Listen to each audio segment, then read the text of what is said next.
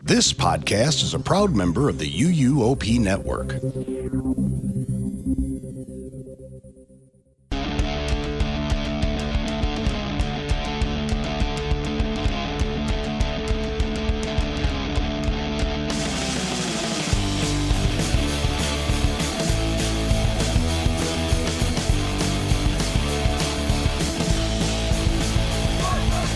Greetings everyone, and welcome to the unofficial Universal Great Britain podcast. I'm Dawn, and I'm here with Tracy, Guy and Lee, and we are going to continue delving into the Universal theme park coming to Bedford in the UK. For episode 3, we're going to look at the questions for the local resident survey and then dive into the first part of the information pack that was released by Universal back in April 24. But before we get into that, I know we said we weren't going to, but some certain news has been going around over the last couple of weeks, and certain outlets have been reporting that Universal have acquired a domain name, and that domain name is Universal United Kingdom Resort. Oh, why? It's awful. It really does. It doesn't roll off the tongue, does it? UUKR. That doesn't work. But then again, we are GBP at the moment. Whereas UUUKR. Yeah, UUUK. Oh, that sounds too close to a political party for me. Anyway. It does. It doesn't mean. Now, this may not mean the name of the new resort will be Universal United Kingdom, but we're monitoring the situation and may rebrand the podcast to reflect the name, should it be confirmed that it will be named Universal United Kingdom. It's weird, isn't it? Because the only Universal park, anything that's resort, is Universal Orlando Resort. None of the other ones are. Universal Studios Japan. It's not Universal Studios Japan Resort. It's not Universal Beijing. It's Universal Studios Beijing. Yeah. None of them have resort. It's interesting that they've got that name. But do they all have as many hotels as Orlando has? Well, I was just thinking that, but I was about to say, well, can that be the difference? But I know Beijing has a hotel. Does it? Okay. Yeah, but a hotel. Yeah, but this is only going to have a hotel. Yeah. It's weird. Hollywood doesn't have any hotels that are owned by Universal. I don't think Singapore does. Japan doesn't. So, weird. But it's not the Beijing resort, is it? It's just Universal Studios Beijing. Interesting. Anyway. How many That's interesting. Is it 9? 10 in Orlando? Tracy's testing her Universal Orlando knowledge right now of how many hotels it has. 3, 4, 5, 6, 7, 8. Do you want your socks and shoes off?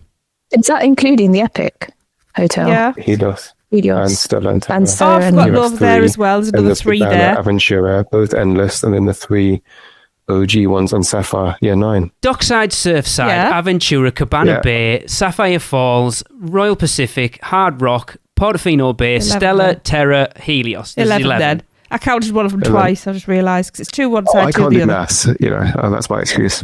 Wow. Anyway, things have been put in place Smart already ass. if we do decide to rebrand, so it will be a quick changeover, but we will let you guys know. I think the timing is suspicious that literally 2 months after you decide the name for the podcast, that they come up with this. That's the thing. They haven't Have trademarked they the not? name. They don't have a trademark. No, it's not a trademark. I very specifically looked up. So they have acquired the domain name for Universal United Kingdom Resort, not the trademark, and that's the difference. Okay, that's interesting. Well, we'll see. You'll see. If they'd have trademarked that name, I would have been more inclined to go, yes, that's what it's going to be. But the fact that they've just got the domain for it, we know Universal will acquire trademarks. People do buy domains just to sit on them, Other people can't. And we know Universal have trademarked a crap ton of stuff over the years and never actually used it at this point. It's best to have it and not need it. We always say that. So it will be interesting to see what happens going forward. I don't like that name, and I'm biased as well because that's what we've named the podcast, but I think Universal Studios Great Britain has a better ring to it, in my opinion. I still don't like that, but I can't think of anything else it could be. Yeah. I'm with you there, but I think it's better than Universal United Kingdom. Because it's not in the United Kingdom. Technically, it should be England, but what's Great Britain classed as? England? Or all of it? I think it should be Universal Bedford Resort. So Great Britain is Scotland, Ireland, Wales, or not? And England. Is it? Yeah. So why have we got Great Britain and the United Kingdom? Because that's completely different. Because then you've got, I will educate you later. Ooh, okay. Anyway, far too much. I'll need a whiteboard. That was only supposed to be a brief bit about we might rebrand the podcast should the name actually come out to be Universal United Kingdom Resort. And there you go. There you go. So, onto the survey that was sent out to local residents to allow Universal to gauge people's opinions on this new park. What is the most important consideration for you when considering a potential theme park and resort project in Bedford? Oh, man, I would have had so much fun. Same. I just wish I could have done this survey. Yeah, me too. We actually had a listener reach out to us who was part of all this, and he will definitely be coming on at some point. Oh, amazing. Interesting, isn't it? Because if this is just for locals, I suppose realistically the thing you're looking at the most is the impact on you. Yeah. And your day-to-day life, I guess, is the most important consideration, really. Yeah, like local infrastructure. Yeah. You know, are the roads going to be jammed? Are the trains going to be chaos? Blah, blah, blah. Are my children going to be able to play outside with the 55,000 people that are going to be in Mauer Village? Yeah. You know that person listened to our first show, heard us take the and is never going to ever listen again. Oh, well, that's fine. You know, they should be supervising their children. They don't have time. They're too busy counting people. They don't have one of those little thumb things. Oh my 1, God, 2, there's some Karen 3, sat 4. in the living room going tick, tick, tick, tick, tick, tick. How many today, love? 25,000. No, I don't get that. I don't get the whole worried about people being around their children thing. But I understand why this would be like, you know, a bit of a concern if you are in a relatively small town. Yes. And, you know, you're looking at a potentially huge tourist destination opening. Mm-hmm. So I get why people will be concerned. Yeah, I but do as well. But again, we talked about it on the last episode. Universal don't want people milling around local towns and villages. No. Universal want people at the theme park and in the hotel spending their money there, not in the surrounding area. Exactly. Of course, yeah. But then you still have to get people to and from the hotel. Yeah. And the parks. Yep. Yeah, but don't they have transport taking you straight almost? Well, yeah, but at the moment, the infrastructure isn't there, like as of today. So I imagine this is a little feedback they're looking for. Or Yes. Yeah. I'm sure there'll be like a few B&Bs spring up around the area. So you will get that little bit of overspill for those who don't want to spend all of the pennies in Universal parks. But I think that's going to be such a minor number in comparison. Of course it is. But it is all things that do have to be taken into consideration and taken seriously. I mean, what was it, like a 500-room hotel is what they said? Yeah. I think, off the top of my head. I mean, they're going to need like a lot more than 500 rooms to fill that theme That's park. true, because 500 rooms is what, Helios size then? I think Helios is 500. Mm-hmm. So, I mean, I think there'd be more than a few B&Bs. Yeah. Yeah, you'll probably see... you'll see like Travelodge and Premier Inn popping up in the area, absolutely. But then it'll be, once it's come out and they actually break ground, that's when you'll start to see other things in the area start to come to fruition. May I float an idea, guys? Why don't we all chip in and buy a nice big house down there, convert it into a B&B, and then theme every room to something Universal, and we'll make a killing? And get sued so hard. So we put podcasting. We make like Barry Trotter. Podcasting studios in every hotel room and get people to record podcasts while they're there. It means we don't have to do it. And you get people that tell them just record them without them knowing. I mean, you'd have to. And just publish it. Just put it in... this is starting to feel very illegal. You put it in the small print of the I only wanted to open a B&B. hotel contract. Anyway... Okay, well, moving on. The next question on the survey was, would you support a potential park and resort coming to this site? Please explain why. Yes, because I want a Universal park closer to home. And also, you know, even if you're not a fan, like the job creation, you know, both during construction and thereafter, must be huge. Yep. Yeah. You know, this country needs this sort of investment, let's face it. It does. And I help businesses there as well. Yeah. Absolutely. Existing businesses. Yeah. It's that old adage of a rising tide lifts all ships. Mm-hmm. Absolutely. Yeah. Yeah. I would love to be able to sift through the kind of the answers they got to this survey. Oh, they are there. Did you not see it? They're all there, like individual, not aggregated. It is. I have put it later on in the show notes, but yes, they are there. If you've got the time, Guy, have at it, because that thing is about 1,200 pages long. Oh, I have no hobbies or life, so because to try and find these questions, it's not in order either. So trying to go through and find the questions. So you pick a document that's, I think it's 1,178 pages long. And you think, oh my God, how many questions did they ask? And there's about 10, but it's just spread out through this massive document. Yeah, have fun. Okay, it was funny. It was. I had a look at some of them and it was funny. I was like, we want Harry Potter and Transformers. And I'm like, that's not really the feedback they want, but okay. So could we have filled this in and said, no, we want it further up north? No. Oh, locals I think only. it was very much local residents only. Those likely to be affected by the site that already pre-selected. Yeah, not us. What affects Makes me? sense. It's not close enough. It's affecting my Friday night. Right. The next point is, if we progress this project, we will be looking to make significant improvements to local walkways and cycle paths. Is this something you would use?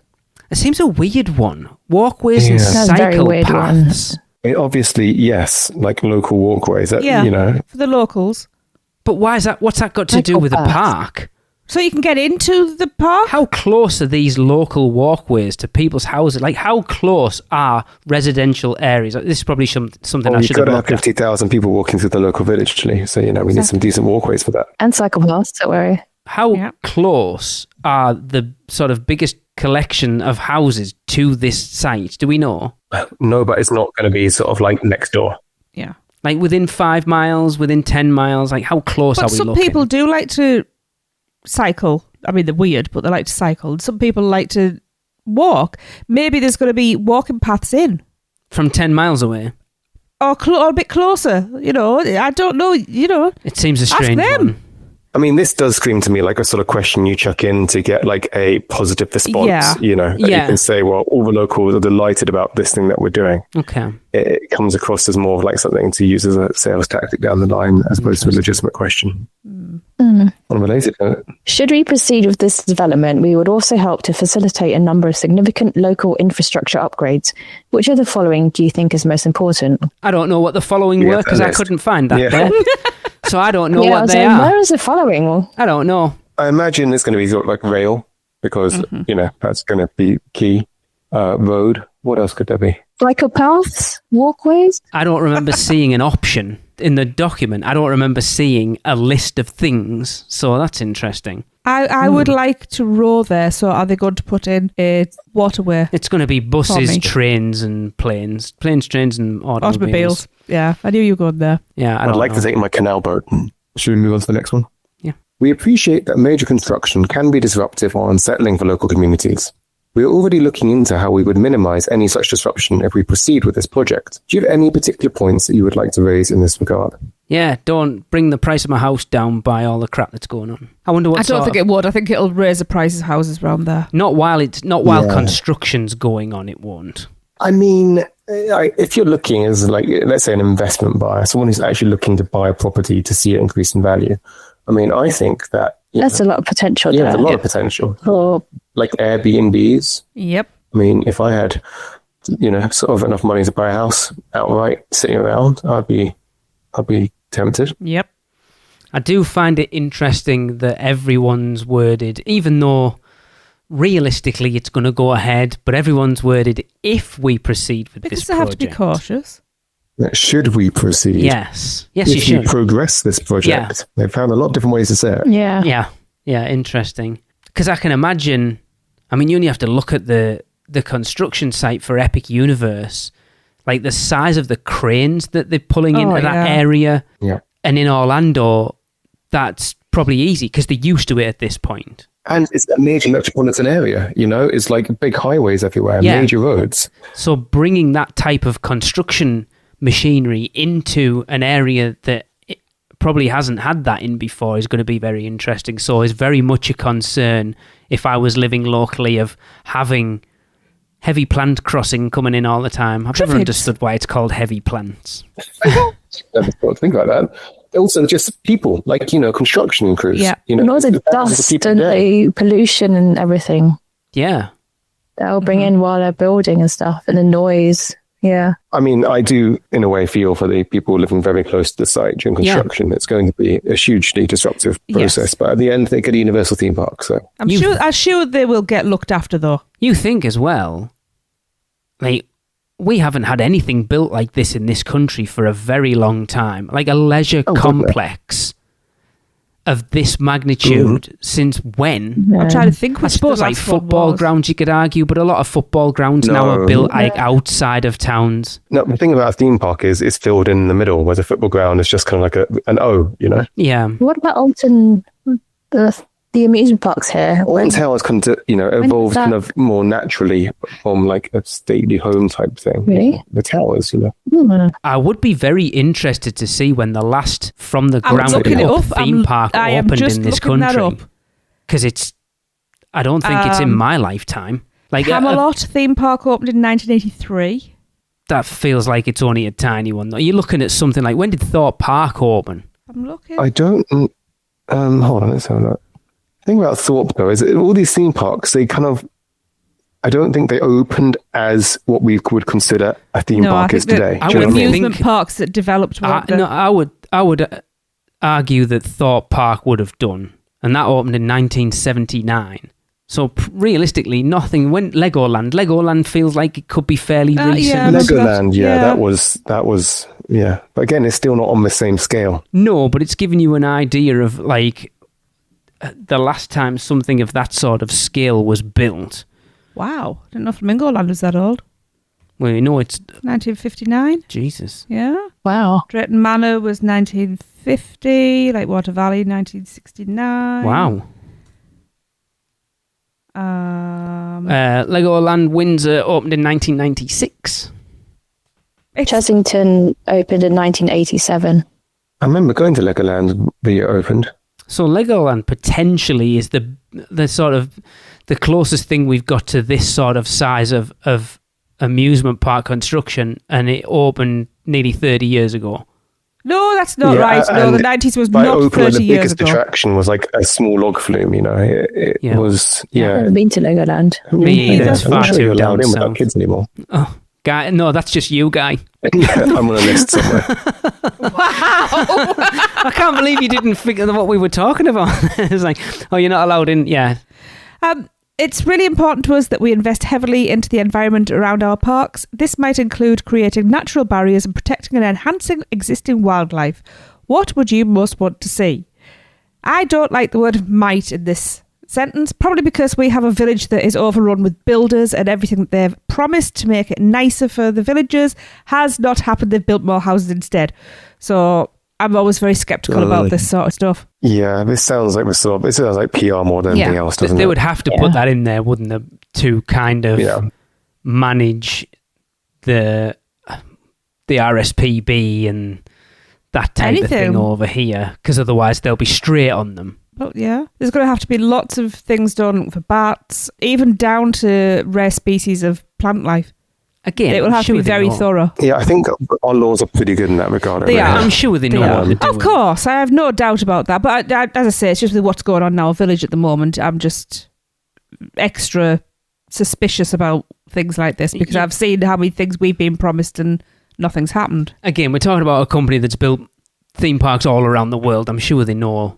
Yeah, but it's also a business, and But the thing about it is, if Universal don't do something, that becomes suddenly a headline for one of the tabloids, That's very Whereas true. the local sort of like house building company, the local residents were desperately trying to get attention from the press and they just won't care. That's true. They can get away with this sort of thing, whereas Universal, just due to their sort of like, the scale, can't fly under the radar in the same way.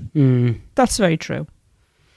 Next up, they asked, across our parks we look to support local initiatives and charities. Are there any particular organisations you would like to see us support in the area should we go ahead with this project? Yes, the Malaby Trust. Again, it's just, the UUGBP GoFundMe fund. UUGBP. This again's a PR thing, isn't it? I mean, I'm sure they will. It's a PR thing. But it's very much a good PR when they're asking questions that they know they're going to get potentially negative responses to. We'll put something like this in because then it's a positive, isn't it? Because we want to show it's you a warm and fuzzy question. Yes. It's, I know this great local charity, this great scheme, which operates locally. But then when they need to follow through, should they go ahead with this project? I'm sure they will, I think they would. Well, look, when you go to Tesco and you put the little red coins in the little plastic thing at the checkouts to like choose a local charity to support. Yeah. It's that sort of thing. Well, there's one in Islands of Adventure, isn't there? Isn't the isn't it McGilligut's pool? Isn't that Give Kids the World? Yes, all the coins that go in there get swept out and Oh, I didn't know that. Sent to That's Give nice. Kids the that. World, Yeah. yeah. And Give Kids the World is, I mean, first hand, we can say we've been down to we've Give been. Kids the World Village. It is an amazing charity. Just, broke my heart. yeah, it was phenomenal. I mean, talk about above and beyond what they do for those kids. I would love to see, because we have Make a Wish. Make a Wish. I would like, which is the same company. I would like to see them work with them as well. Not just. I mean, obviously, local is more important, but because it's kids, and let's face it, Because we talk fun for about that, kids. don't we, when we watch like celebrity game shows and stuff when they give to charity. And you always say when it's like, oh, I'm going to give my money to cancer research. And it's like that $2,000 that you've just won there's a drop in the ocean to them. But you give it to a charity that's small, that no one's heard of. And that money means so much more. Yeah. Will do much. It And does that's showing more. the platform to kind of raise the profile of a smaller Yeah. charity as Yeah. well. It's very valuable. It will be interesting to see. Not that we say that cancer research doesn't deserve any money, No, not at Of all. course. But it's, but yeah, it's it means so much more to a little charity if you've dropped them $2,000 than it does to cancer research. yeah, I'm sure there'll be loads of nice things they could do. Like, I'm sure there are local hospice charities, Yeah. exactly. things like that. Yeah, I'm sure there will. I'm sure there'll be quite a few that get supported. It's an easy PR win now. Absolutely. Yeah. Yeah. Yes, yeah. Oh, they also left space for guests to elaborate on their answers as well as just commenting their own opinions overall. That's what you want to read. Oh, interesting. Yeah, that's what you want to read. I wish you could just, because like I say, that document isn't laid out easy. It's not in order. Can you search it though? No, I don't think so. Oh, that's really annoying. If you could search it, I could have some fun with that. Mm-hmm. But I say, I had a brief run through it after Dawn sent it last time when I was trying to find these questions and some of the stuff. Like you could tell there's people who actually care about the project as a project. And then there's just the theme park nerd going in there and like, it's so funny. We should play a game. Oh, we should go through this and get some quotes out. And you have to guess, is this a normal person or a theme park nerd?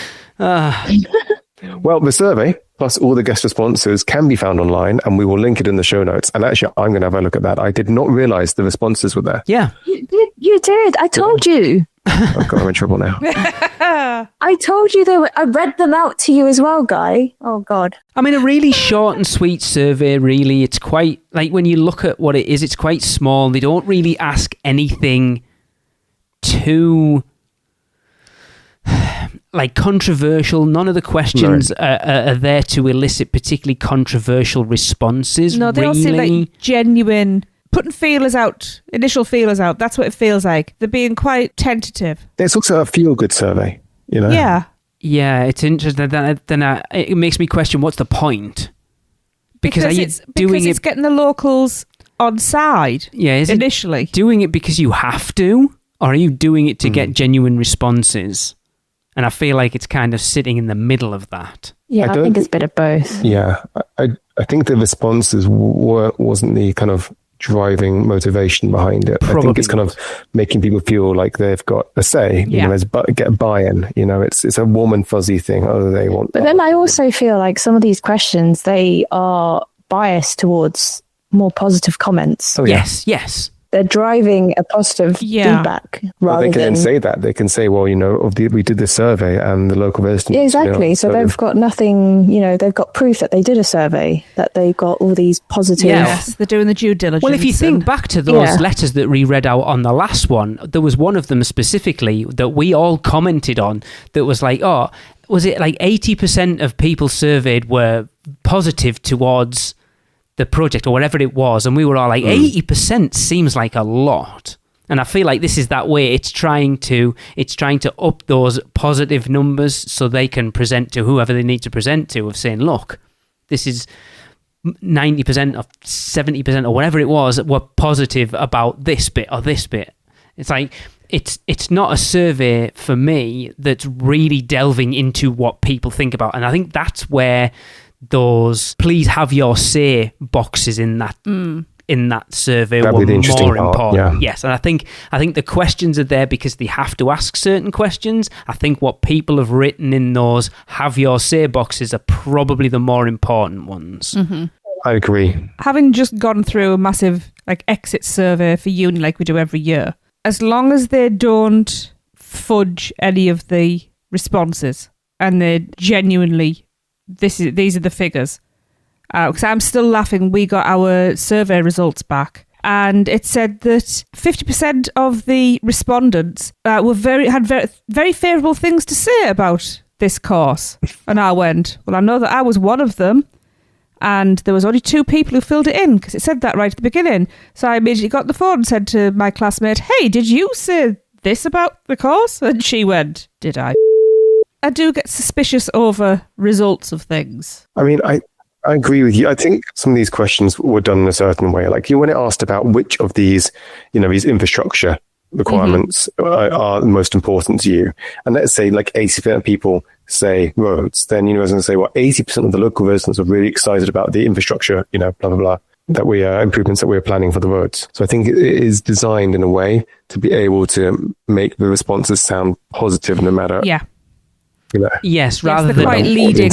Yes, none of the questions are what are the things that you are most concerned about when moving forward with this project. Yeah. Which would be, I think one of them was, would you like to see this project go ahead? Yeah, that wasn't a question. Yeah, and it's like they asked about infrastructure upgrades, but instead of saying, how would you feel about this, they say, what do you think is the most pertinent? What do you think is the most important thing we need to do? So they're actually getting the information. They're getting groundwork done for themselves as well. But then the average person doesn't necessarily know that much detail about sort of local infrastructure and things. I wouldn't really. What I would really like to read in the responses to that one is, well, I'd really like the number 9 bus to come down, I don't know, down the high street more often than it does.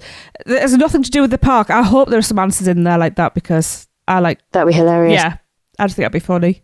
I wish I had the time to go through that properly and sort of pick out some winning... You've got a long flight coming up, Lee. Yeah, but I have no internet. Yeah, you can just save the file. Download it, yeah. I think I've got nothing better to do. You'll sleep the whole thing anyway. You did last time. I did not last time. You did. I was bored. When you play in the other end, you can send us a list of your favourite replies. All right. Highlighted. For those that don't know, Tracy and I are off to Orlando in 2 weeks' time, so yeah. And it's back. So jealous. Yeah. So yeah, an interesting survey, quite small. I'm glad. I know we kind of talked about doing a whole episode on it. When I actually delved into it, it wasn't worth doing a whole episode, but very interesting. And again, when we get the listener on who took part in all of this stuff, it will be interesting to see it from his perspective as a local. And start talking to him about renting helicopters and getting infrastructure. Sort of aerial photography. I mean, if we're lucky, he actually is a helicopter pilot and owns a helicopter. So, there we are. Bio deconstruct. Cool. Do we know, I don't know UK law, planning law with stuff like this, do we know if canvassing this way is they have to do it, or is this just them playing nice? No idea. I don't know. I would have thought you would have to. For planning laws. For something this size, I mean... You think about when you have something built on your house, you have to ask your neighbours. I guess it's a similar thing. So, and people aren't building theme parks in the back garden. Even if they don't have to, it can only strengthen their case when they take it to planning. Yes, absolutely. And to be honest, I mean, I know we've they've worded this very carefully. Actually, I think it's being quite savvy of them, because they're keeping things upbeat and positive, which means that the local population are going to be psychologically more positive about it. It's difficult, isn't it? Because it's only going to be the people that live in a 20 or 30 mile radius that are going to be potentially negative about it, because everyone else, you're either a theme park fan and you're like, hell yeah, or you're not and you couldn't care less. And you're wrong. Yeah. Or there must be some people who don't care about the theme parks but do care about the benefit this would have on the economy from a tourism perspective. This will attract people to the country. So I agree with you. I think outside of the very local area, it's either going to be positive or neutral. Yeah. Okay, moving on. We're going to go through the information pack that Universal sent out in April 2024. I thought this could be quite interesting just to see how Universal are promoting themselves, because obviously we know Universal because, we've been podcasting about them. Well, we've been going to Orlando since 2004. We've been podcasting about them since 2011. You guys have been going forever. If you're aware of Universal, you know who Universal are. But then I'm sure there's a lot of people in this country that don't. Although we are starting to see, over the last few years, a lot more like advertisements on the TV for Universal. Yep. Still more Disney, but there's popping up a few more Universal. So it'd be interesting to go through this to see how they're promoting themselves to potentially a lot of people who don't know they even exist. Mm-hmm. So this pack, this was sent out to the local residents and available online via if you signed up to their email list, right? As far as I'm aware, yes, and it's on universalukproject.co.uk. Ah. Yeah, so this is the sort of sales pitch in a way to the local residents as well as, So going back, before I met Guy, to me, Universal really was just movies. Mm-hmm. Interesting. It wasn't, I didn't really know of a theme park. So when someone said to me Universal, I would just think motion picture. Mm-hmm. And I didn't realize that Universal really existed as a proper theme park. And that was after, until I met Under Adventures. That was after the Harry Potter phenomenon. Wow. Yeah. Interesting. And then, I mean, I knew like Universal Hollywood, that was what I really pictured Universal to be like. It's not really a theme park. It's more of a behind the scenes movie thing. Mm. So yeah, before, I don't know, because Universal now has got bigger and bigger, especially with Epic opening, with Harry Potter and... But Harry Potter was there when you first went, so that had opened before you met me. Yeah, not that long, really. A few years.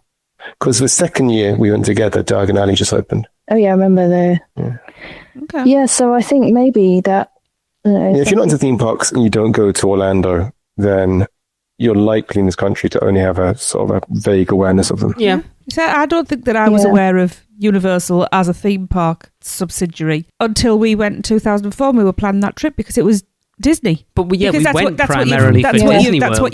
That's what it is, Disney World. Whenever anyone was going to Orlando, that's where they were going, Disney World. I mean, for us, it was Disney World, and it's like we started doing a research and Islands of Adventure and Universal Studios Florida sound pretty cool. That's why when anybody hears you going to Universal, you go to Orlando, they go, "Oh, you going to Disney?" No.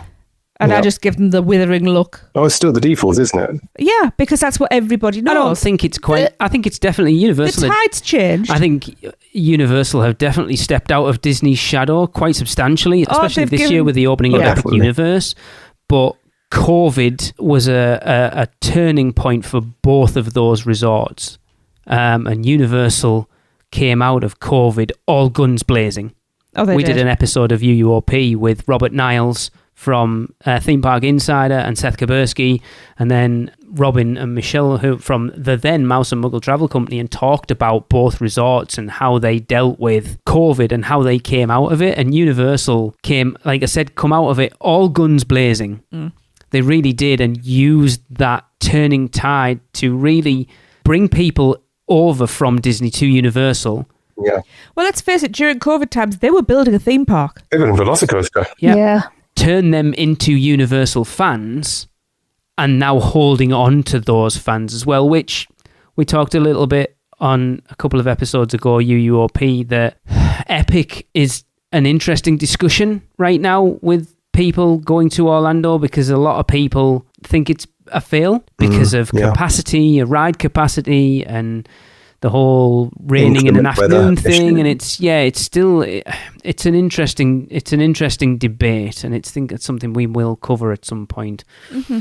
But yeah, Universal are definitely stepping out of Disney's shadow. I mean, I agree with you 100%. When you think about your average English person, not your regular Orlando visitor, not your theme park nerd, I still think that 95% of people who go to Orlando for the first time for a theme park holiday will either stay at Disney or in a villa. I think return visitors are more likely to be like, actually, Universal was great. We should spend more time over there. Yeah. But I still think that Disney is, for English people at least, who aren't into this whole thing, the default. I think in the States, the tide is turning more than it is here. I would because agree I think, with that. Comcast have the reach in the States. They have Peacock they can advertise on. Epic. I haven't seen an advert for Epic in England. I have. You have? Yes. Oh, on TV? Oh, Yes. I haven't. Oh, okay. That's interesting. What I find interesting, I think we've brought this up before, and I don't know whether you guys have had a similar experience. Whenever we fly to Orlando, you will rarely see anybody wearing like a Universal hoodie or a Halloween Horror Nights hoodie or whatever. It's still all Disney stuff. Mouses as far as the eye can see. It's strange. It's so weird that you don't. We know a ton of people who go from the UK to Orlando for Universal, and yet you don't see a lot of Universal Orlando branded clothing compared to the amount of Disney stuff that you see. And I mean, yes, it really Disney stands out when you see it as well. Disney stuff is easy to buy because it's in like Primark and stuff like that, so it's different. Whereas Universal stuff, you're buying it from Universal. But it's like we went to our local Haunt Scream Factory last year and actually saw someone for the first time with a Halloween Horror Night hoodie on, and it turns out it was someone I actually know, but he didn't dare come over to us. Like, we'd interacted online. He's a listener of our other podcast. He's reached out to me before. And he messaged me and went, "Oh, we saw you at Scream Factory." And I was like, "You weren't the dude with the Halloween Horror Nights hoodie on, were you?" He was like, "Yeah, Tracy and I were literally talking about you." He said, "Why didn't you come over and say hi?" He was like, "Oh, I didn't want to bother you." Yeah. But yes, anyway. So they started off with Universal Destinations and Experiences, a leader in operating the most innovative and immersive theme parks and resorts around the world. It is part of Comcast Corporation, a global media and technology company that also includes NBC Universal and Sky in the UK. I don't think I realised that they own Sky. I didn't know that. Well, I think Sky is such a hated brand over here. Yeah. I just have left that part out personally. Last year, we confirmed the purchase of an approximately 476-acre parcel of land just south of Bedford with the goal of exploring a potential new theme park and resort experience at this site. We have spent the last several months undertaking feasibility and due diligence work, as well as discussing the project with local and national stakeholders. It will still be some time before any decisions are made on whether or not to proceed with the project. However, we want to share our proposal with the local communities. So we could have started this podcast and get like 6 episodes in and go, "Right guys, it's not happening. Oh well, see ya." It's interesting, again, the word resort is here. Yeah. Theme park and resort experience. Like, what do you class it as a resort? I think we'll get future hotels and expansions. I mean, I guess there's an entertainment district. We know we're getting that to some degree, like a City Walk-esque. It's interesting, isn't it? Because I guess we've talked about it before, that Orlando is I suppose Hollywood has a City Walk. Because Japan does it. It kind of does. It does have a City Walk. Does it? Yeah. It's quite similar to like the main strip of ours. Like Hollywood's then. But it's very short. Like Hollywood, yeah. Yeah, it literally just like leads you around like to a hotel, and there's like all your eateries, obviously, and some shops, and it just leads you to the station. So I guess that's what you're looking at then. Basically, a theme park with a hotel and some sort of entertainment district, however big or small it might be. For me, what resort kind of says is a bubble, That's how I describe, Universal Orlando as opposed to the other Universal parks as a bubble. You can go from your Universal Orlando hotel, you can walk on Universal Orlando property to the Universal Orlando Entertainment District, then walk into the Universal Orlando theme parks, and then do that day after day without ever stepping out of the little bubble they have.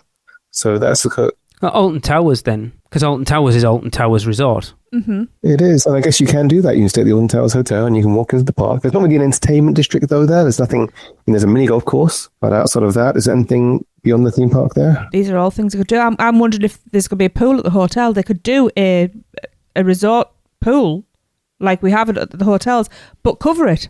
I would love to see them do a Hollywood Drive-In mini golf in the UK.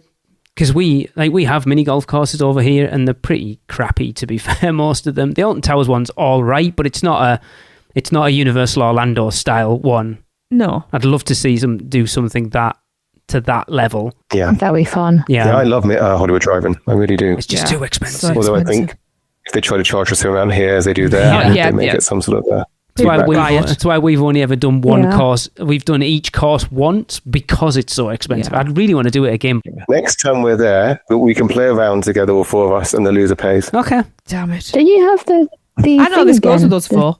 I've always laughed. We have a free go. A free thing to play on one of the courses somewhere. Every time we go, we take it and we always forget about it until we come home. Our address is...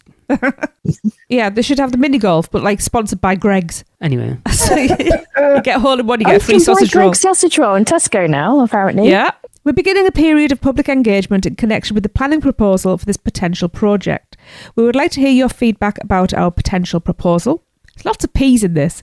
And now is your best opportunity to influence the project. We are particularly interested in understanding what is important to you when considering these potential plans and how we might best celebrate the history and heritage of the area. That needs punctuation. Improve transportation, protect wildlife and ecology, and enhance local walkways. Someone needs to get a thesaurus out and find another word for potential. Potential, theoretical. They're really into the local walkways. Yes. We don't call them walkways here. Have you ever used the term walkway? Paths. Paths, yeah, like pavements. Are we all just being lazy-shamed?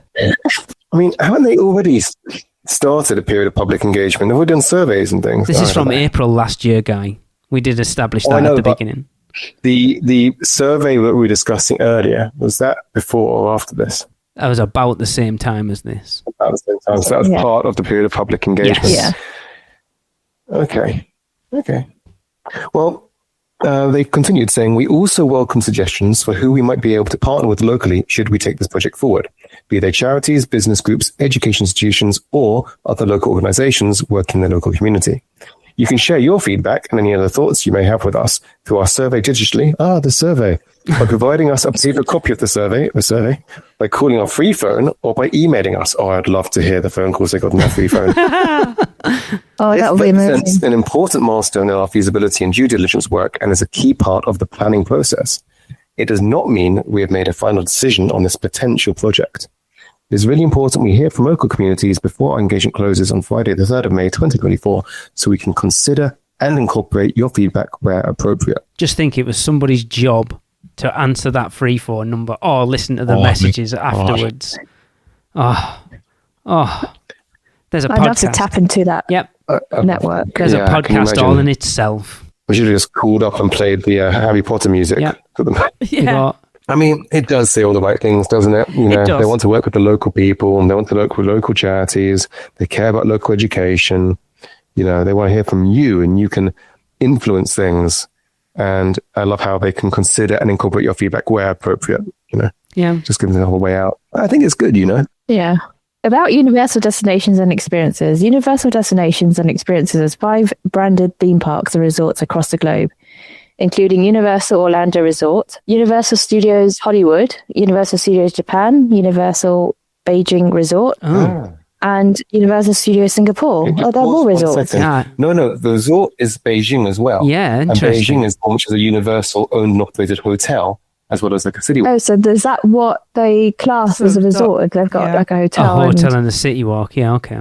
I guess so. Yeah, because they class that. Orlando is definitely a resort. 100%. Interesting. Interesting that Beijing is. Yeah. Okay. Anyway, each of these world-class resorts feature thrilling, immersive attractions, exceptional hotel and resort options, unique merchandise and culinary experiences, as well as live and virtual entertainment. We design, build and construct attractions and experiences that lead to memorable and emotionally fulfilling moments for people of all ages. Our resorts also feature beautifully designed and landscaped areas.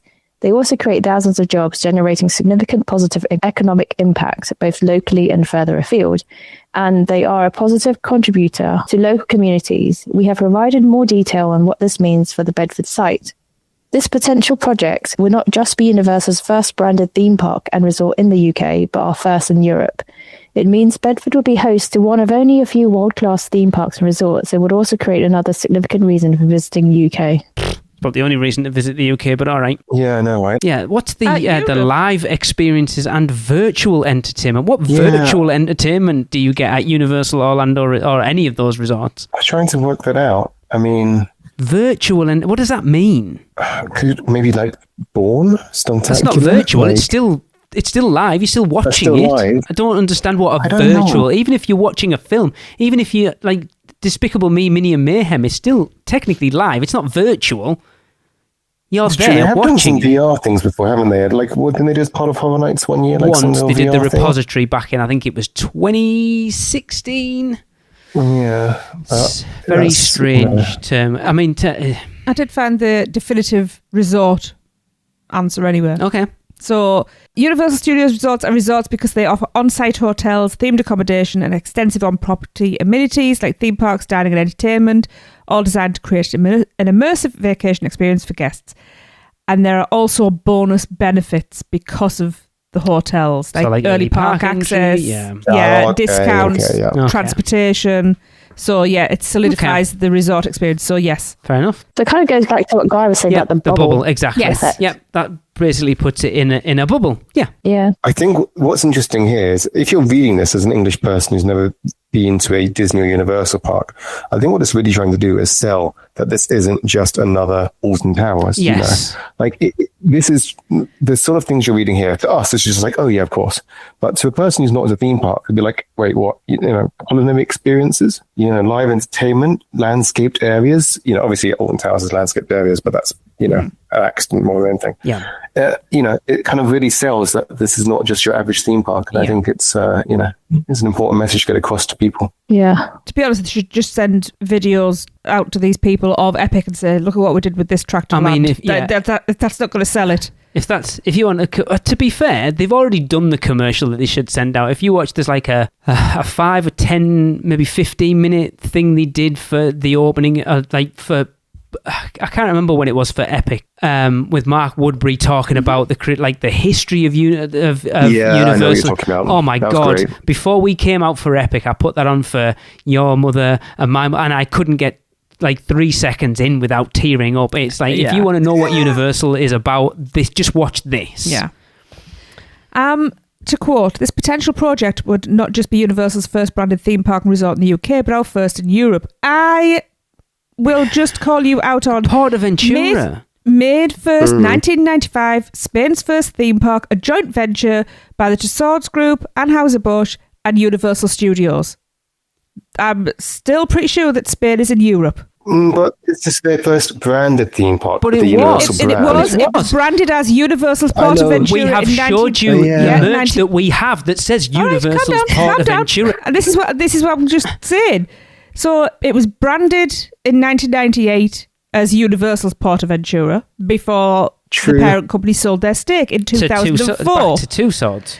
So because we talked about this on episode 1. So I don't know why Portaventura's been kind of erased. It's very strange. It is odd. Yeah. Because it's not like that was a failed park. But, okay, it could be just in distancing themselves, or it could be more mind of the Universal, as in the Universal Studios branding, the sort of the movie theme park. But that's not what it says. As opposed to, you're right. No, I'm trying to excuse it, but you're right. Well, what they could have said, Universal's first studio wholly owned Universal theme park in Europe, or something like that. There is a way to word it. I've been to Portaventura while it was owned by Universal, so it may not have been on this timeline, Anyway. We do keep jumping around, apparently. Then a lot of people won't know about Portaventura. That's part of Universal, won't they?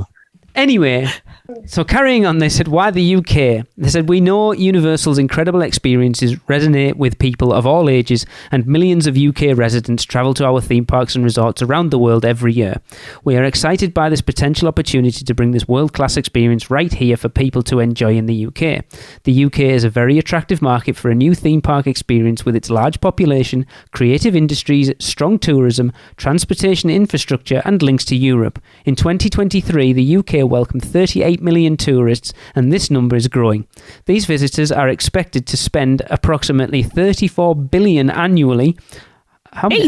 Yeah, that's what it says. Wow. Supporting a wide range of valuable employment opportunities across several sectors. Our parent company, Comcast Corporation, has a strong presence in the UK with NBC Universal International and Sky's headquarters both based here. Okay. And why Bedford?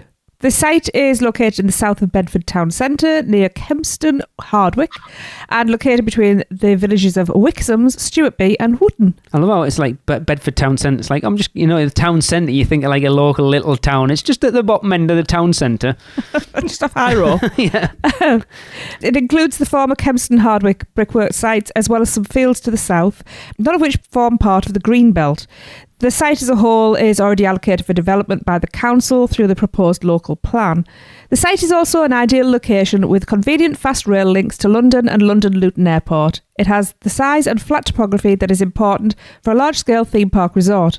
Both the site and Bedford are well connected for travel from all parts of the UK.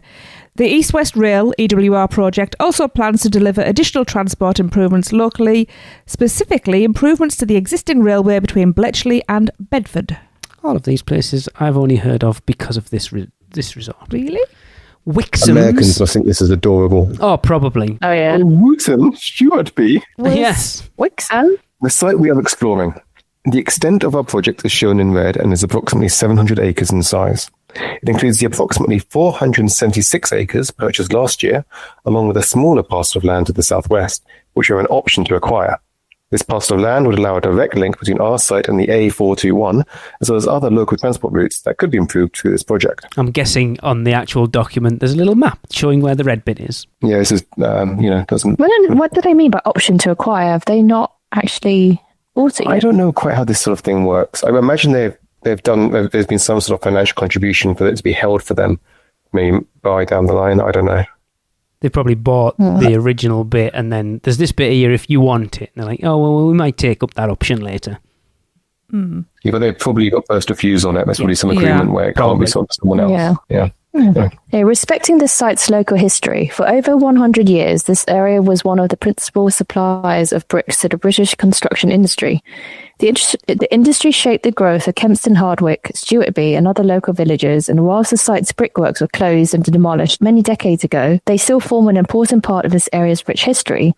If we were to proceed with this potential project, we would like to continue exploring the local stakeholders, including the council, on how we could reflect and celebrate this area's vibrant history in our plans. We are open to feedback, but would like to incorporate some of the bricks still found on site into some of the potential buildings and design select food and drink facilities and attractions with Bedford's town history in mind. Bedford clanger incoming. Yeah. I was thinking that. That's pretty cool. I love that. Yeah, that's one of the best things they've said to me so far. That, like, really, like, using the local bricks and stuff. So actually, another listener of ours reached out who worked on that brickwork site as well. So we might have him on at some point. Interesting. It's really interesting. But yeah, I love that. Interesting, yeah. And to pull the curtain back, we are acquaintances of the woman who has been made head of creative for this theme park, and I was talking to her briefly a couple of weeks ago, and she was very interested in the Bedford clanger. For those of you who have no idea what that is, it's like a suet pudding type thing. You've sold me already. I had no idea what it was, but I looked it up and I was like, that seems very interesting. It's like a savoury or sweet suet pudding. I think some of them was half a savoury and half a sweet, so you would eat through it and have like a main course and a dessert in one edible package. So like the Cornish pasty? Yeah. Interesting. Yeah. That would be awesome. That makes sense though with the type of industry around there. It's like a dirty industry to have everything in one. Interesting. Oh, I need to have one of those. I love that. Well, when we inevitably meet up in Bedford in the near future, we should go and search and get some odd looks when we ask people if they can point us in the direction where Bedford clanger. I mean, you say inevitably, but they're still using the word potential all the way through. We're still meeting up.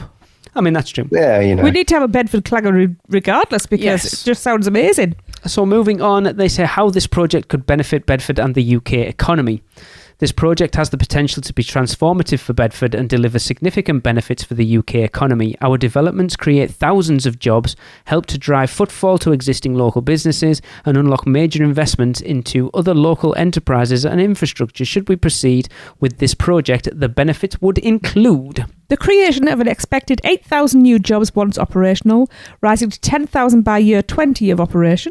By year 20 of operation? That's like, what, 20... I have to be retired 56. Again by then. I'll be 56. Dead by then. You might be. You can hang in there, Lee. I feel like I'm dead now. This project would become one of the largest single employers in Bedford, the surrounding areas, and indeed the whole of the UK. Evidence from our other theme parks suggests that for every job supported within the theme park, it can be expected that at least 1.5 further jobs would be supported. 1.5? That's weird. Would be What's supported. the 0.5? Yeah.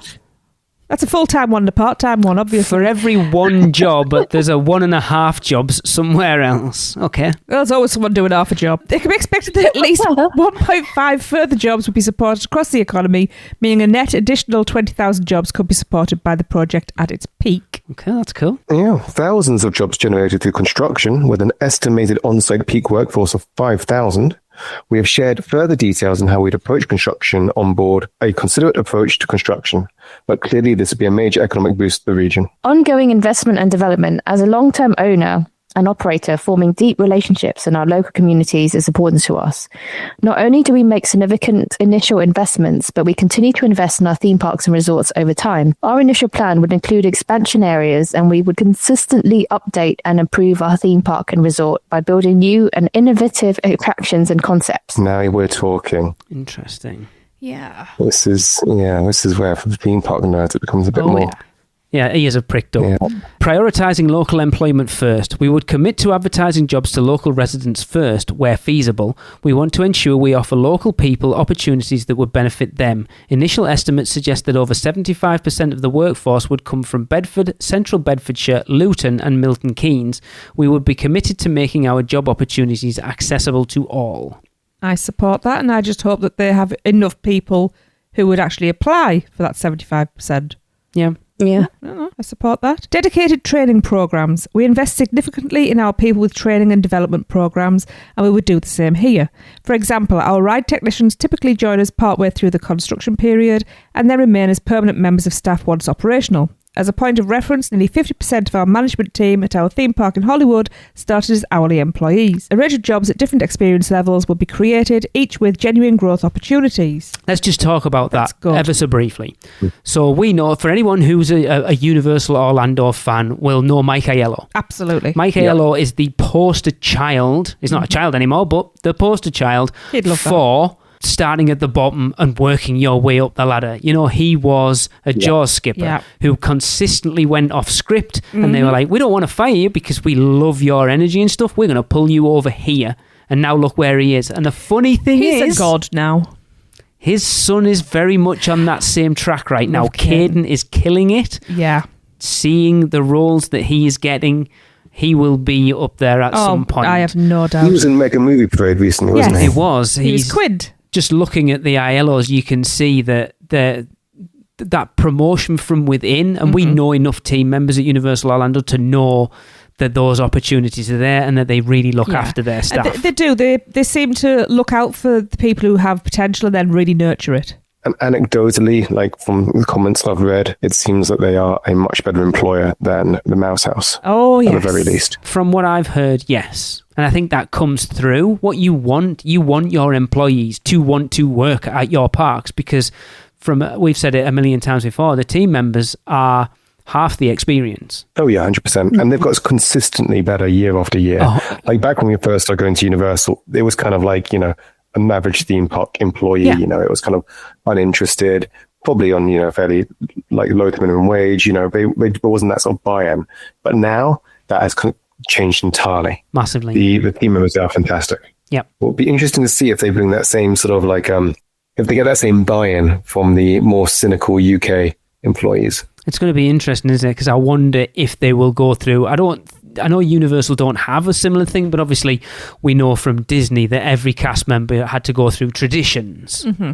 And apparently that's been pared back massively to what it used to be. I've never heard it mentioned in years, to be honest. It's still there, but it's not what it used to be. It will be interesting to see if Universal have something similar to kind of teach that methodology of what working for Universal means and how they expect their employees to act, but then bringing that over here is very different, isn't it? Especially when you consider that so far they're only operating in the States and in Asia, and the States is a very customer service focused. And so is Asia. And Asia's got a very sort of, you toe the line and you act the way you expect it to act type society. Yeah, it's going to be interesting to see how that park works. There's another, there was something I was going to bring when they talked about the 20,000 jobs and stuff like that. You're also going to get some seasonal work in there because we've told it's been zoned for Halloween Horror Nights. So you're going to get a couple of months a year where you're going to get temporary staff going in to work as scare actors and stuff like that. That's going to be interesting. I'm still very wary of how Horror Nights would operate over here, but we will see. Yeah, I got to be honest. It's kind of like, it's the part I'm least excited about in a way, because I think of everything, that's the one which is least likely to translate the way I would want it to. Do you know what I mean? But yeah, because it goes off what we talked about on the last episode about walking a fine line with this theme park of giving something that people who live in the UK a reason to go to, but not take away from the people who want to go to Orlando. And you could say with the parks, the rides and stuff, you do different rides, you give people a reason to go there and people a reason to go there. But Horror Nights is Horror Nights. Yeah. I don't know whether the IPs matter that much that I'll just go at the one in the UK. If it's on a similar level, I'll just go at the one there because it's cheaper. I don't have to flights, hotels, all the rest of it. I can go a couple of nights there and I'm done for Horror Nights. Is that going to take that market away from conversation for another time for definite, but... Infrastructure-wise, like they don't have this. They're not going to have the sound stages. They may have some sprung tents, but are they going to be able to do 11 houses? It will be interesting to see what level. Much. Yeah, I mean 10 houses. Sorry, this is definitely a conversation for another time. I want to delve into this way more down the line for definite. I'm with you, Lee. I think Horror Nights is the part which is hardest to see it work in the same way here as it does there. Yeah, considering our population. Anyway, moving on. Partnerships with local institutions. We play an active role in our local communities and have a proven track record of partnering with local schools and colleges. We are eager to collaborate with wider organizations such as the Prince's Trust Team Program and 4YP to explore how we can provide opportunities to local young people. We have done this very successfully in the past and have included 2 case studies in these materials. I have no idea what 4YP is. Yeah, what is 4YP? It's for Children and Young People charity. 4YP works with 7 to 25-year-olds at our town centre hub in schools and out in the community. Our vision is that all children and young people have somewhere safe. Interesting.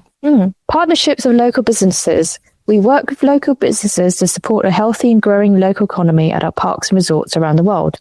As part of our outreach to local businesses, we typically conduct information seminars on how to do business with Universal. If the project moves forward, we will provide further information on these programs. Well, we've seen that as well with little things like a lot of the candles that are being sold at Universal Orlando now were a small company just doing them independently, and like Universal reached out to them. There's like artwork that they've sold in the parks. So Universal do like to work with local business people. I think if you look at Roosevelt's as a shirt company, they do stuff exclusive with them. So did Disney. So it's, it will be interesting to see what sort of stuff they do with local businesses. And I just love that they do seminars on how to do business with them. I mean, that is a hilarious concept. I wasn't quite sure how I felt about that phrasing. Conduct information seminars on how to do business. On how to do business. We'll teach you how to do business with us. It seems a little, I don't know. American. Yeah, condescending. Anyway, that's not what I said. A site that celebrates the beauty of the natural world. Across all of our resorts, we carefully consider landscaping and greenery and have recently won awards for our theme park in Beijing to this end.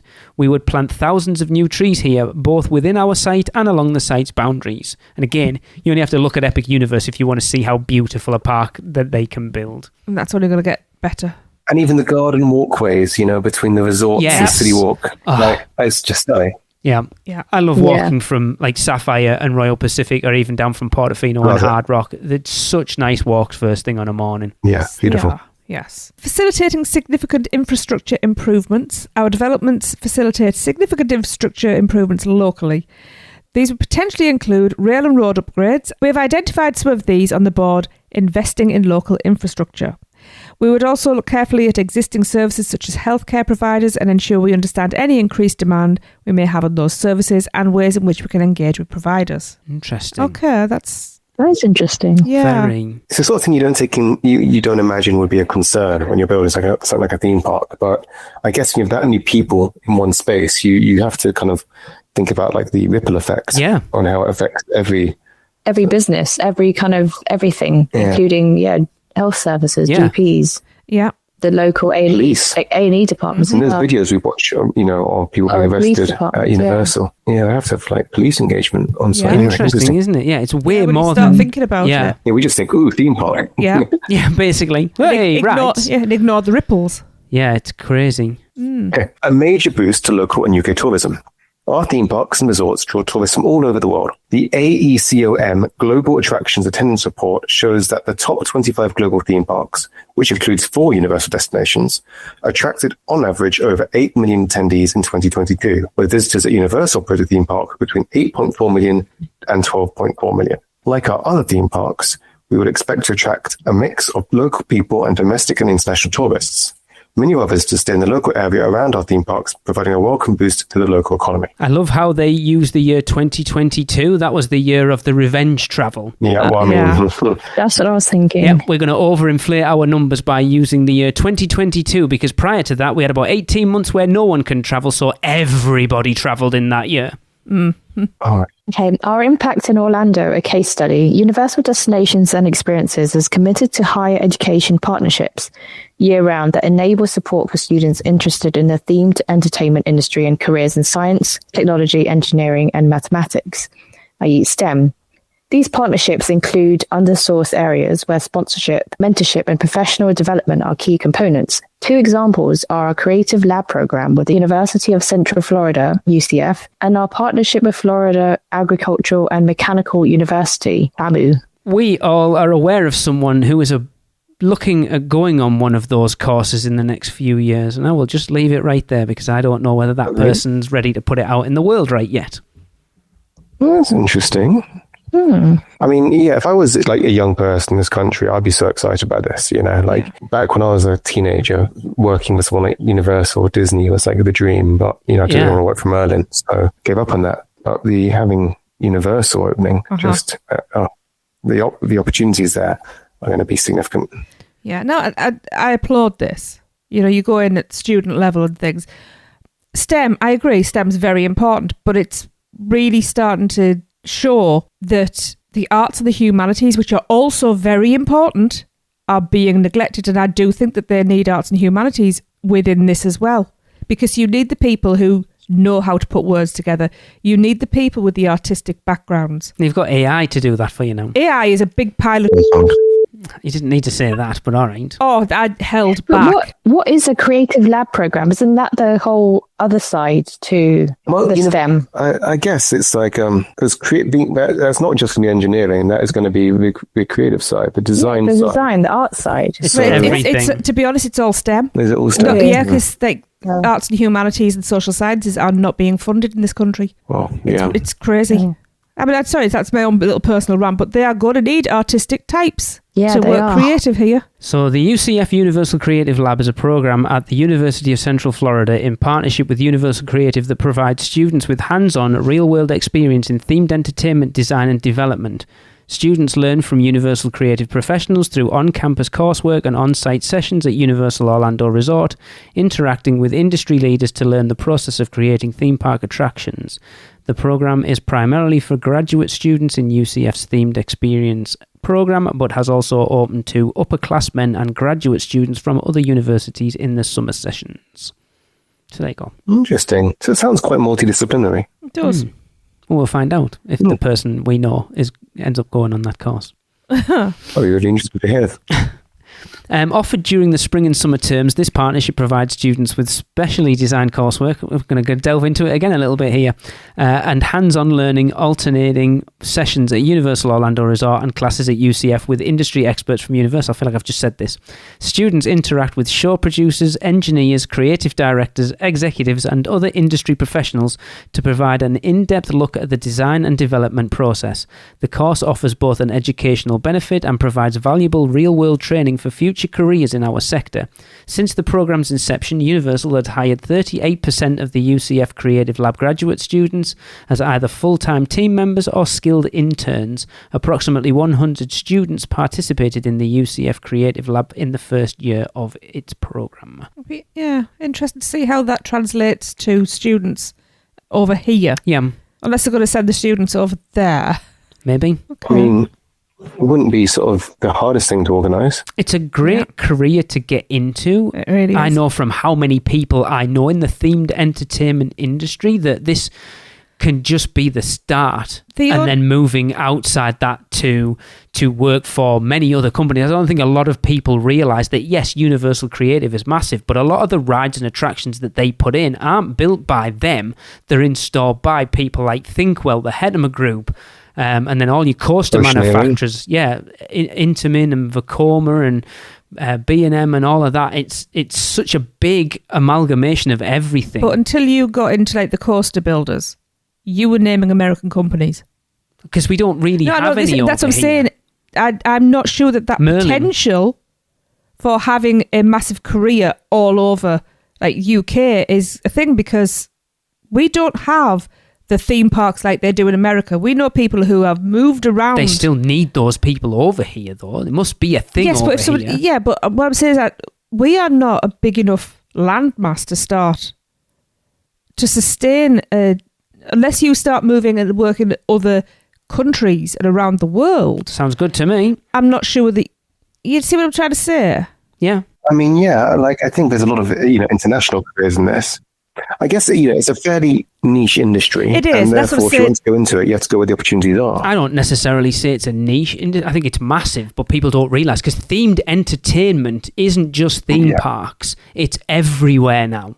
It's museums, it's art installations, it's everywhere. But what I'm saying, though, is the UK is substantially smaller. But again, like I'm saying, it's not just theme parks. I'm just saying, but scaling it is not going to be as easy for somebody in the UK as it would be if they were in the US. That's what I'm saying. There won't be as many opportunities. But I think if someone has the talent, they will be hired, Yes. the US companies will be happy to sponsor. I mean, you have people going out to work, in Dubai and in the UAE on the tickets over there. Yeah. So I think, if you're willing to take on a career which has, which means you may have to move internationally to for opportunities there, then, I agree within England itself, there's probably a bit of a ceiling on this one. Yeah.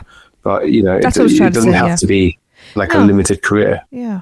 And 38% of hires for the graduate students, I don't think that's a bad figure, actually. Not at all. I was actually talking to someone not long ago who started their career over here, and they were then working for Six Flags in the States. Right. And they're most recently out in the UAE working on, the Six Flags park there, which I'm not going to try and pronounce. I didn't know there they're was working one. on sort of Falcons flight and things, with Intamin. So, nice. and they started their career over here. Okay, interesting. So there are opportunities, but I agree with you. It's I think you have to be willing to move the way you need to. Yeah, I'm pretty sure there's a guy who, a listener to UUOP, who I'm sure he's English, now works for Dynamic Attractions, the company that built Harry Potter and the Forbidden Journey. Nice. That's cool. Yeah, that's cool. Right. We introduced the programme in autumn 2023 to increase awareness of career opportunities in the themed entertainment industry and empower the next generation of innovators, storytellers and creators. We provide academic support, curriculum enrichment and professional development, nurturing students' interest in STEM and themed entertainment careers. The programme also includes school supplies, career fairs, project assignments within Universal Orlando Resort, as well as valuable mentoring and recruitment opportunities. Universal is sponsoring the programme's first-year students for their full 4 years at FAMU.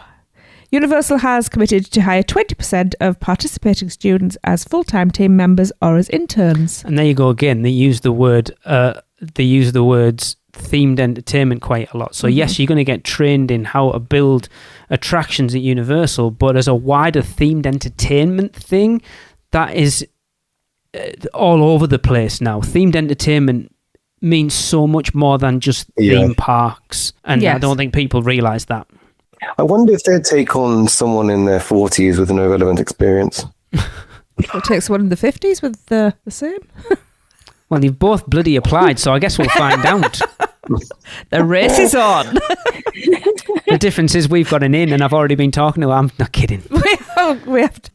It's such an exciting thing for a young person. Yes. Yeah, it'd be a great career to get into, let's be honest, because theme parks are only on the up. And it's something which is, as they say themselves, it's never a finished product. It's constantly evolving. There's always the next thing. Yep. As technology improves. And as technology advances, the toys you're playing with, the tools you have advance. And as I've said, working with knowing the people that I know that have worked for Universal or worked for Disney and moved around. My good friend Blake Braswell is a prime example of that. Like he worked at Disney as an actor and then got a job on the creative side for Universal as a show director. And since then, he's gone to work at Anarchista in Tennessee. He's been out to Lake Compounds, and now he's at a Renaissance fair in Lancaster, Pennsylvania. Awesome. And he's like, it's basically just every opportunity that's come up, he's gone to it, because adding new strings to his bow and just learning more and more. Yeah. The opportunities are there for sure. I think it's great. I would love to be young 100%. enough now to kind of look into doing something like that. Yep. For the past 29 years, Universal Orlando Resort has also partnered with the local state school system to provide an alternative approach to traditional learning for local high school students through its School to Work program. The Universal Education Center, UEC, which provides a learning environment for students who are not thriving in a traditional classroom, is located on the grounds of Universal Orlando Resort. And in addition to attending classes, each student works as a part-time team member at the theme park. The program welcomes up to 40 high school juniors and seniors, the equivalent of UK school years 12 and 13, to participate in this alternative approach to education each year. Since its inception, the program has supported more than 550 graduates. I had no idea about this. No, neither do I. I would just like to say that American teenagers are very different to UK teenagers. Agreed. And I'm not sure that would work here. They seem to be a lot, at least the ones that we have come across seem to be a lot more mature than our kids at the same age. Yes. Although what we're hearing about HHN, perhaps not. Anyway. Yeah. Yes. But those are kids who are kind of in groups of kids left to run amok in a theme park in the dark, whereas this, working a theme park during the day. I think there is a distinct difference between American and UK teenagers. Yeah, definitely. Yeah. Yeah.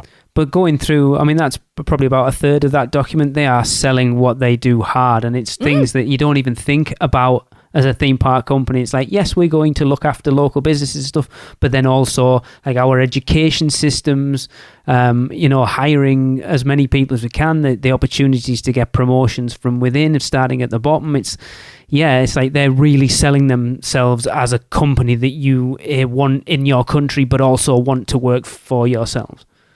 Exactly. And also they're like, well, look, we may cause some problems, but we're going to fix those problems before they become an issue for you. So yes, there'll be more people on the roads. We're going to make the roads better. More people on the trains. We'll make those better. You'll benefit from that too. Your local hospitals won't be overrun because we will engage with the local health care. It's kind of, in a way, it's selling themselves not only as a product, but as a responsible sort of operator and a sort of a good employer. So it's kind of hitting all the right spots. Yeah. It's going to be really interesting. God, I'd be very excited if I was a local resident. Oh, so would I. I'm excited. It's just like we need some actual details at this point, and we're so far away from that. We're just so impatient. Well, going through this whole thing, we're still at a point where it might not even happen.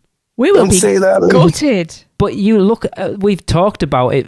We've been recording this podcast now for 95 minutes. And the amount of times the words potential or should move forward if we go ahead, like that type of wording, it has been right from the start. But that's from last year, and this was before it was announced with the Prime Minister and the head of NBC Universal. I think at this point, if they were to back out, it would be someone would lose face. Whether it be our government for not facilitating. And that would, obviously our Labour government do not want that sort of that mark on their record because they're not that popular at the moment. Universal don't want to look bad, as if they've spent all this money, they've put all this time and effort only to pull out. I think it would take us a bit of a disaster at this point for not to go ahead. Yeah. That could just be wishful thinking, but I am quietly confident that it's going to happen. What do you mean, like they realise that they're in the UK? No, you're right. I'd completely forgotten that this was an information pack that came out a year ago. So that's a very good point, and quite a lot's changed since then. It's going to be very interesting moving forward for definite. Oh yeah, I'm quite excited. I still can't really get my head around the fact that this is actually happening. I keep thinking about like, oh my god, and then I kind of forget about it for a little while, and then I remove it again. Oh my god. Yeah, I know it's a discussion we will have later down the line, but it's going to be interesting to see how all the other theme parks in the country react. I mean, mainly you're looking at like Legoland, Thorpe Park, Alton Towers. Probably Blackpool Pleasure Beach. Drayton Manor, potentially. Possibly Chessington. There's a few that are going to have to pull the socks up to compete, especially with Universal being a year-round park, and they have already said it will be operating year-round, and that to me is a huge thing because we don't have that over here at all. No, I mean, we've got nothing on this scale, even approaching the scale. No. Look at Alton Towers' operating hours at the moment. They're not playing the same sport. No. They've been terrible. I've always hated Alton Towers because it doesn't open till like 10 o'clock and then it shuts at like 5 and you're like, what is the point? Yeah, I think around half the wasp population of England is located in the X sector. Yeah. I thought that was Legoland. Oh, Legoland. And you do end up kind of like just basically walking around that giant field. It's too big. It's too big, Alton Towers. That's the problem. There's too many open spaces. I know it started off as like Parkland and stuff like that, but there's too many open spaces. There's no quick ways to get from, like, if you're in X sector, there's no quick way to get, like, I want to go and ride Nemesis now, and it's such a trek. 45 minutes later. It's such a trek to get from one side to the other. We talked about it on UUGBP recently about just how demanding theme parks are on your body, especially the older you get. I'm about to hit a thing, and Tracy hit a thing last year that... Yep, 29. And you realise that, oh my God, and Alton Towers is... The last time we went was, I was 6 or 7 years ago, and it was just like we were dead after spending 2 days there. But that's the really funny thing. Like you say that, like when was it? You guys do multiple podcasts related to theme parks, obviously one theme park mainly, but you live how far from Alton Towers? How long will it take you to get there? 3 About hours? 3 hours, 2.5, 3 hours. Yeah. Okay, and it will cost you very little to get there, and you do it in a day. Whereas to get to Universal Orlando, it's thousands of pounds. It's days of traveling. Yeah. And you've been there how many times since the last time you went to Alton Towers? As people who are really into themed entertainment? 4 or 5. At least. Exactly. This is Yeah. the thing. It's, Yeah. you know, Yeah, that it's not perspective the is... same thing. That's Yeah. a really, really good point, Guy. Yeah. Yeah. We're the same. You know, we live probably 90 minutes from Thorpe Park. We probably similar to Chessington. Alton Towers, probably like 4 or 5 hours, you know, but it's easy journeys. And Yeah. we just don't go to them. No. But we go to Universal the whole time. But Dawn talked about this a lot when we were together in May. Dawn, you said that Orlando has something for everyone. It does. Like it's it's a theme park rather than an amusement park. Yes. You're just about Universal. I think Lee's talking about No, Orlando it's like as a everything. place. It's No, Orlando. It's got weather. It's got the weather. Because It's you got- said like the weather. There's beaches there if you want it. and it feels like a holiday because you're out of the country. It's not full of British teenagers. Yeah. Yeah. I mean, Well, sometimes. Yeah, sometimes. Not if you go on term Yeah, it time. has something for everyone. Yeah, I agree. That's a really I good agree. point about it being a holiday. Like if you go, like even if you, we'll take a week off work. Like we've all done it. We've all done that thing where like, we'll just take a week off work and we'll have days out. Uh-huh. It doesn't feel like a holiday, a does it? staycation. It doesn't feel like, No. we'll go down to the studio tour and we'll do Alton Towers and we'll go to Beamish for the day. And Yeah. it doesn't, I it is just- it is a break, but it doesn't feel like a holiday. But you put a load of washing on before you go out in the morning and take it out of the machine on the night when you come back. Yeah. And it's just, yeah. You still have to cook tea when you get back in and stuff. Whereas like when we go, it's just like, I am not cooking. Nope. We are eating out every meal or we're starving. Yep. It's my holiday Yeah. too. Yeah. That's one of the things we've always said about going to Orlando is why Guy, you said it earlier, people either stay at Disney or they stay in a villa. We've never stayed in a villa. Because I won't cook. No, neither Well, it's we. not just that. It's too far out. I want to be in. We've always stayed, for the most part, on International Drive because we want to be in that sort of Yeah, bubble. And it's not. It's the but outer edge of it a bubble. kind of is. Yeah. Now we've become completely on site. Oh, yeah, we're just- Universal yeah. people.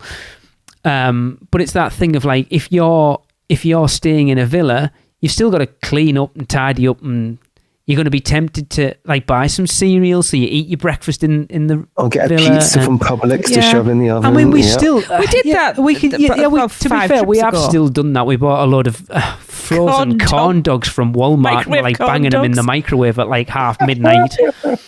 That was the only time we've actually had like We When did we a stayed there picnic one twice, we've afternoon, done, yeah. where it had a little kitchen, which having smaller children, that actually did help. But as a rule, no, thank you. I'm not cooking. I'm on holiday. Yeah. Yeah. Yeah. It is funny that 4 people who are into this enough that spend a Friday night recording a podcast about a theme park coming to England have not been to any of the theme parks within England for years and years because they just aren't the same product, you know? Yeah. And it's exciting to have a real world-class resort coming. I mean, the argument is we haven't even been to Disneyland Paris, and it's not that difficult to get to. No. No, it's not. I mean, we've been to Disneyland Paris a few times, but again, you know, we're much more Universal people than Disney people. Yeah. It's the weather that puts me off. If I'm Yeah. going to go, Yeah. if I'm going to go to Disneyland Paris at a time when the weather's all right, it's going to be rammed. And Yeah. expensive. And if I'm not, I'm going. Oh, at, yeah, that's the other thing. Like one time we priced up going to, this was a few years ago, admittedly, where now things are a bit different. We once priced up doing like 3 days in Disneyland Paris and staying on the Disney hotels. And it was almost as much as going to Universal. Wow. You know? It was for a week or Yeah, something. we did that. It's And expensive. that- Yeah. we were like, we can't afford Orlando this time. We were like, let's have a look at Paris. And we looked and we could not justify it.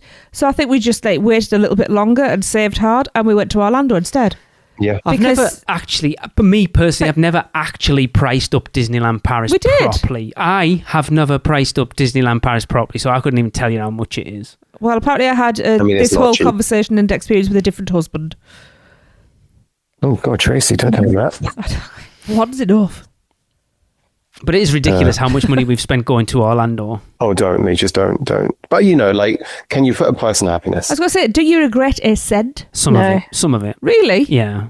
We've had some trips over the years. That's probably because we've got together. No. And we do argue a lot. Well, look, before we get ourselves into any more trouble with our other halves, that brings us to the end of this third episode of the podcast. We are excited to continue looking into the creation of this new resort, if you can't tell. Yeah. So make sure to like and follow us on Facebook and Instagram. Just search UUGBP and email us at universalgreatbritain@gmail.com. Unless they announce the name change, and then those things will change. But we'll let you know ahead of time. Yeah. Of course, it would be remiss if I did not ask you to go and check out all the other podcasts on the UUOP network. Of course, the original, the one that started it all, the unofficial Universal Orlando podcast. Rush of Fear, our year-round Halloween Horror Nights podcast. The Theme Park Duo for SoCal Theme Park and Haunt News, as well as general theme park info. The Taste of Universal, our Universal food and beverage dedicated podcast. The Podkey Passport, which is our adult-centric Disney podcast. And Big Dumb Stuff, our comedy, pop culture and theme entertainment podcast. Find them all on podcast platforms. We'd also love for you to help shape the conversation, so do get in touch with any topics you'd like to hear covered. But for now, that'll be us signing off. We hope you'll join us next month on our unofficial Universal Great Britain podcast. TTFN!